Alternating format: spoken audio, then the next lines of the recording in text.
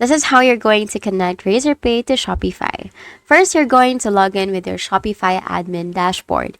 Next, you're going to click on settings at the bottom left corner of your screen right here. And then from the settings, you're going to click on payments. So once you click on payments, you're going to click on choose a provider under payment providers. Just click on this button right here and then search for Razorpay. So you're going to click on the search bar and then you're going to type in Razorpay. Now, in some regions like mine, it may not appear, but if you are from the US, you might see it.